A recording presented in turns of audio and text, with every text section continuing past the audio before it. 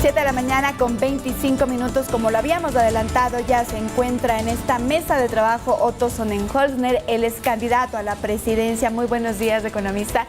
Le preguntábamos justo hace un ratito si prefiere que le digamos economista o doctor. Otto, por favor, gracias, así me llamo. Otto, a sus órdenes. Buen día. Muchísimas gracias por su presencia aquí y precisamente quiero iniciar con aquello. ¿Quién es Otto? Otto es un ecuatoriano de 40 años, padre de 3 hijos, casado con Claudia, que tiene la capacidad, la preparación, pero sobre todo las ganas de sacar al Ecuador de esta crisis. Nos comentaba que ha sido bastante arduo esta temporada de campaña que está iniciando, no formalmente, pero ustedes ya están haciendo recorridos. Ayer dijo la Policía Nacional que iba a entregar custodia policial a los 8 binomios. Queríamos primero preguntarle si vino acompañado ya con la custodia. No, mire, nosotros le agradecemos mucho la iniciativa a la Policía Nacional, valoramos mucho su trabajo, los vamos a respaldar, pero creemos que en este caso y en estas circunstancias su presencia es más importante en los barrios, en las calles, que en nuestra campaña. Bien, y precisamente sobre la seguridad, Otto, ¿cuál es el plan de trabajo? Veíamos algunas iniciativas dentro de lo que se presentó al Consejo Nacional Electoral, pero digamos esta acción más destacada que usted considera de su plan de trabajo. Nosotros hemos definido nuestra propuesta en 3 ejes: paz en las calles, plata en los hogares y progreso para las familias. En paz en las calles estamos hablando de nuestra propuesta de seguridad. Sabemos que la única forma de retomar la seguridad en nuestro país es controlando las cárceles. Si no hay control de las cárceles, no habrá paz en las calles.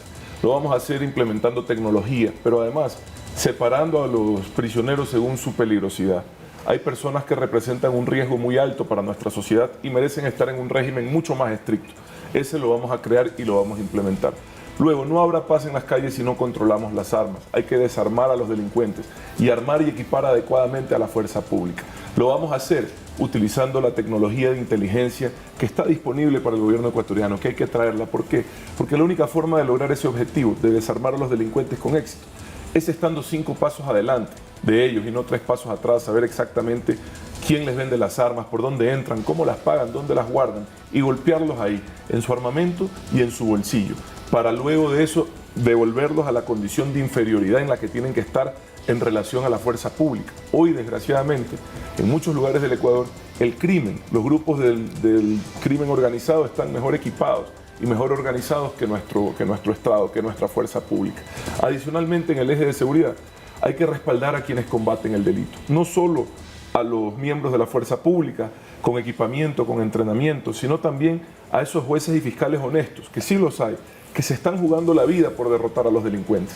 Les vamos a garantizar su seguridad y en casos extremos, cuando no podamos darles esa seguridad en el lugar de trabajo, a ellos y a sus familias, vamos a permitir que los métodos telemáticos de trabajo sean una alternativa temporal para que puedan despachar desde cualquier lugar con seguridad. Pero, candidato, pregunta sobre lo que usted está diciendo, de controlar las cárceles con tecnología o evitar que las armas ingresen. Eso se ha hablado mucho, pero hay un problema latente en el sistema penitenciario, que lo han dicho públicamente, y es la corrupción. Porque hay muchos funcionarios penitenciarios, agentes penitenciarios que son cooptados por estas mafias. ¿Cómo evitarlo? Ahí es donde entra la tecnología. La tecnología limita la discrecionalidad del funcionario penitenciario. El rato que hay escáneres, el rato que tenemos inhibidores de señal. Hoy, discúlpenme, y ustedes lo saben, muchos delincuentes tienen mejor conectividad en la cárcel que nosotros en nuestras casas.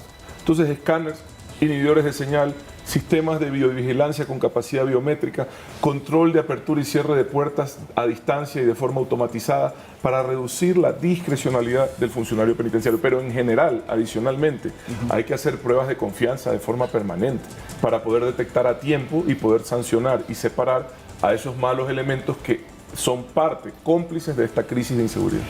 ¿En tan poco tiempo se logrará hacer aquello? Y quisiera también que nos precise si se tiene tal vez este plan de la construcción de las cárceles, cuántas serían, dónde serían, con qué presupuesto. Parte de la construcción de las cárceles de máxima seguridad, estas son cárceles más pequeñas. Como la de la Roca sería. Pero con mejores condiciones tecnológicas y mucho más seguridad y sobre todo lejos de zonas urbanas, ¿ya? ¿Dónde, por ejemplo? Sectores aledaños a ciudades, pero lejos de las zonas urbanas. Tenemos ya algunas propuestas.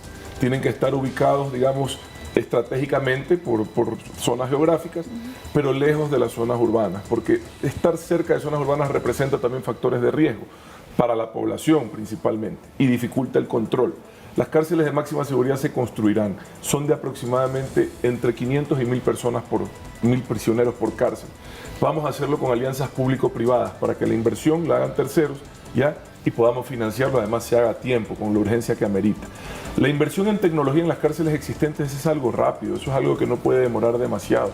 Yo creería que esos 15 meses son suficientes para implementar la tecnología en las cárceles existentes, pero también para dejar finalizada la construcción de las cárceles de máxima seguridad. Candidato, sí, justamente eso. Estas cárceles que usted dice que son más pequeñas, ¿cuánto tiempo se demorarían? Y otra cosa, según lo que le entiendo, entonces habría que trasladar presos de máxima seguridad actualmente a otras. Por ejemplo, alias Fito, ¿debería salir de la penitenciaría del Litoral a otra cárcel? Toda persona que represente un riesgo real para la seguridad y la vida de los ecuatorianos tiene que estar bajo un régimen de máxima seguridad.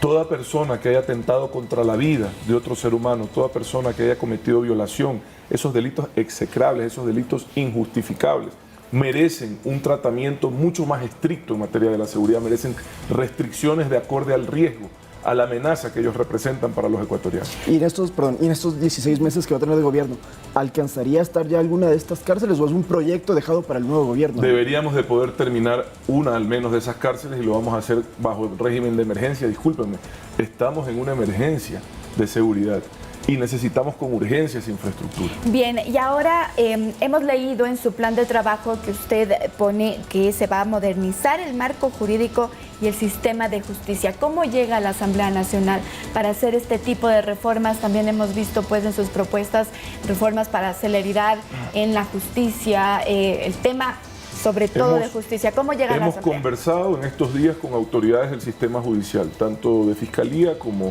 a nivel de jueces. Y sabemos que es mucho lo que se puede avanzar en tecnología, sobre todo para evitar las mañas, las trampas que se utilizan para amañar la justicia.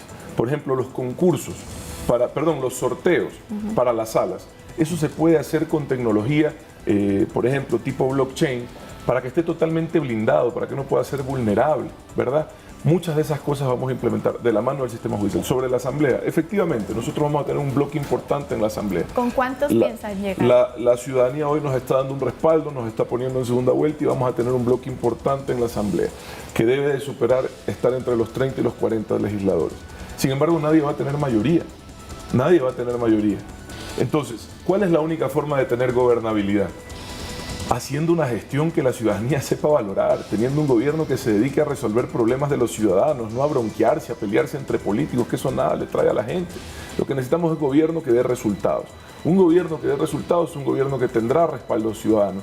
Y un gobierno que tiene respaldo ciudadano tiene gobernabilidad y puede impulsar reformas. En caso de que la Asamblea tome una postura absurda que se quiera convertir en un obstáculo para el desarrollo del país, tendremos siempre la alternativa de regresar a la ciudadanía en la forma de la consulta popular. 40 asambleístas es un bloque bastante bueno, pero de sus candidatos, ¿nos puede dar aunque sea unos 3 nombres? Nosotros tenemos candidatos que representan causas importantes, ¿ya?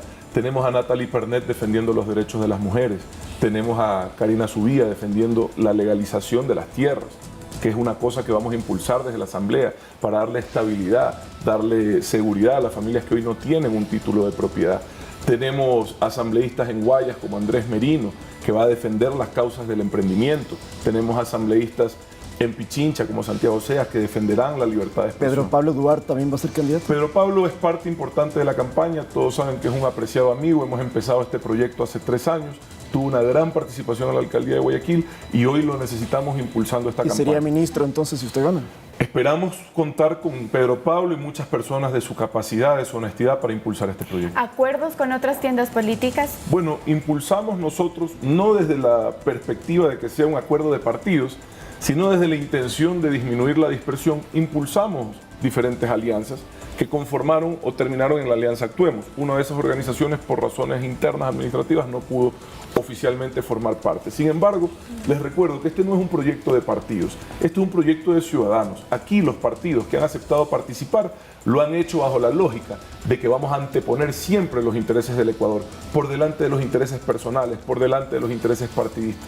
Yo no milito ni soy parte de ninguno de esos partidos, pero hemos logrado un liderazgo que nos ha permitido unificar este esfuerzo para presentarle la mejor propuesta al país. Y en otros temas, salud, educación, en el plan de trabajo hemos visto mucho estas palabras promover, fortalecer, Así pero es. no crear, no generar.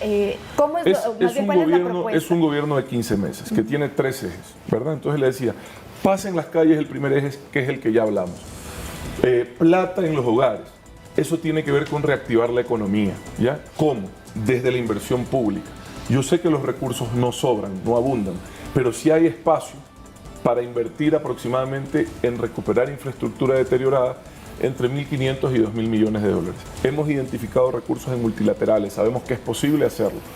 Con esa plata podemos generar decenas de miles de empleos que hoy tanta falta hacen para que los ecuatorianos dejen de estar buscando oportunidades en otra tierra.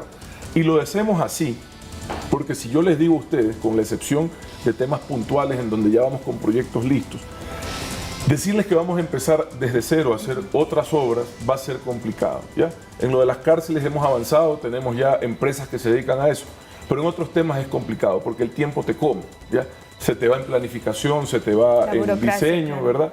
Más que la burocracia son los procesos que tienen que hacerse para hacer un proyecto, desde los planes hasta los diseños, pasando por los estudios, etc. Entonces, ¿qué vamos a hacer? ¿En qué vamos a invertir inmediatamente esos recursos? En la recuperación de la infraestructura pública deteriorada. Carreteras, hospitales, escuelas, UPCs, centros de salud. ¿Cómo? Haciendo que inmediatamente pintores, operadores de maquinaria, ingenieros, albañiles, carpinteros, artesanos tengan empleo en todo el país, readecuando, recuperando, repotenciando la infraestructura pública. Eso se puede hacer rápidamente. Eso puede poner rápidamente plata en los bolsillos de los hogares. Pero ¿y sería necesario revisar impuestos como el IVA, el impuesto a la renta, el impuesto a la salida de divisas? Ya se bajaron algunos tributos. Pero... Mire, para mí es un error el tema de la reducción del ISD. Yo sé que eso tiene un costo fiscal de casi 600 millones de dólares. Es mucha plata.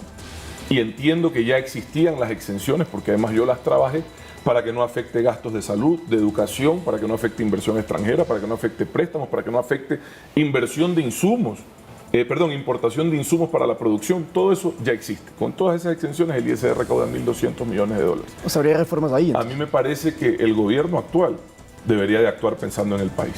Pero ¿y cuando usted ganara? Bueno, tendremos que revisar la parte tributaria. Ahora sí te digo, no creo necesario en estas circunstancias, salvo alguna excepcionalidad, la creación de nuevos impuestos. Creo que se debe de fortalecer el esfuerzo que ya empecé en su momento para la transparencia fiscal. El Ecuador ya es parte del Pacto Global de la Transparencia. Yo firmé ese documento en el 2019.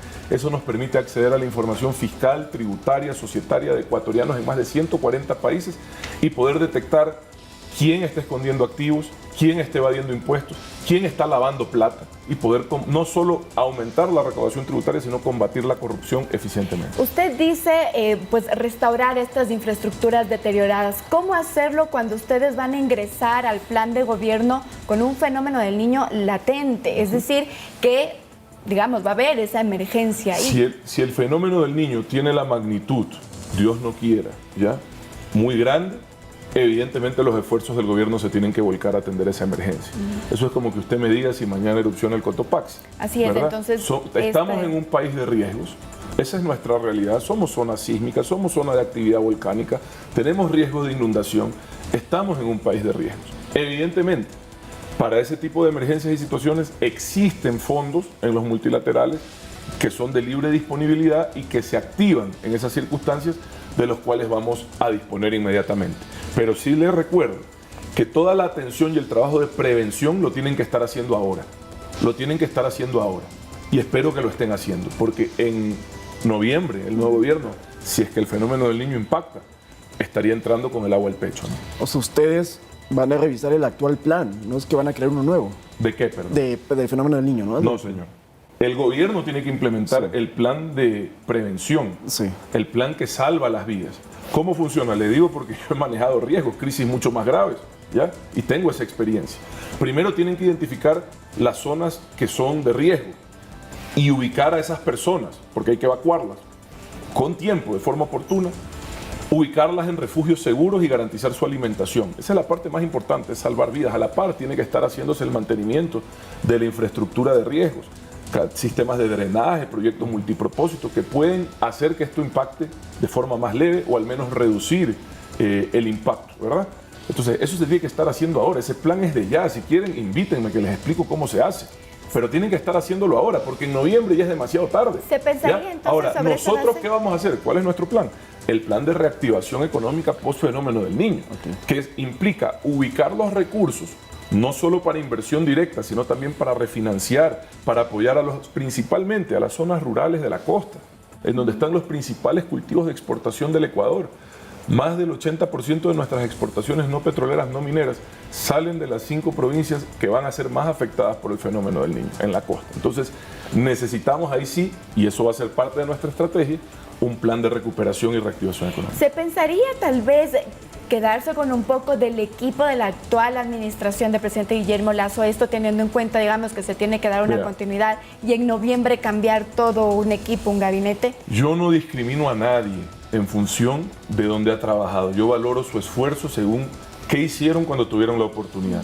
A mí las personas que hacen bien las cosas, hayan trabajado con fulano, mengano o perencejo, no me importa. Ahora, desgraciadamente este gobierno no le ha ido bien. A mí me hubiese encantado que las cosas estén bien. Si estarían bien, yo no me meto, me quedo en paz, en la tranquilidad de mi hogar.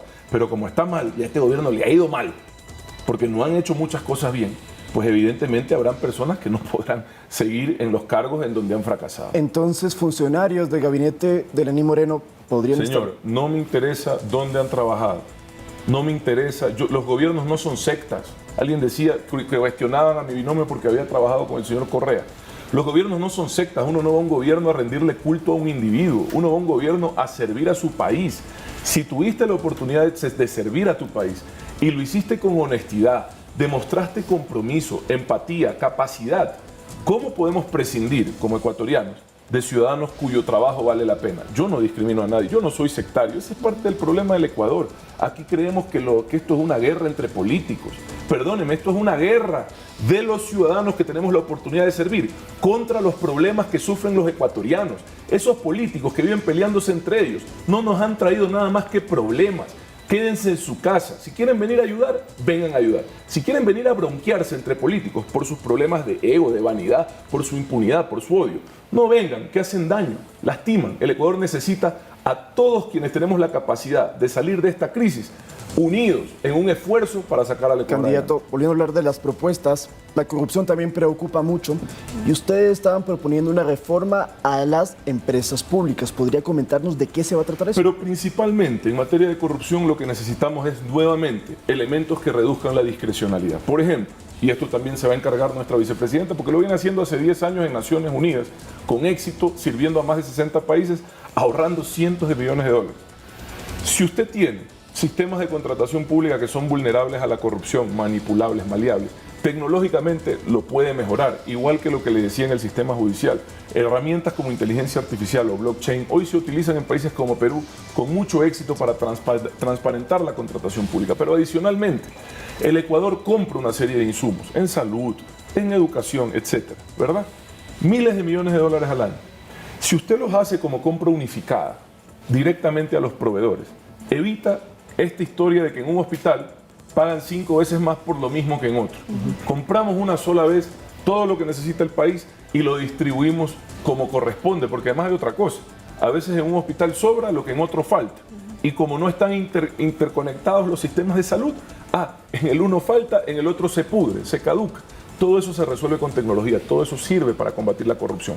Y eso es la parte de eliminar la discrecionalidad con tecnología. Pero adicionalmente, con controles tributarios, con controles de activos y un reforzamiento de la capacidad operativa y tecnológica de la UAFE y del SRI, podemos también combatir la corrupción. Pero lo de las empresas públicas, que eso llama mucho la atención. Porque hay dos cosas, perdóneme, que no se pueden esconder: la tos y el dinero mal habido. Y nosotros lo vamos a encontrar. En empresas públicas hay también problemas de corrupción, serios y graves, ¿verdad? Desde la administración de las eléctricas hasta empresas que están quebrando por mala administración, empresas incautadas, canales abandonados, a veces por mala gestión, a veces por corrupción, muchas veces las dos cosas juntas. Necesitamos administraciones eficientes que implementen métodos tecnológicos. Vea, Petroecuador, usted sabe que no tiene una contabilidad clara hasta el día de hoy. ¿Usted cree que se puede seguir así?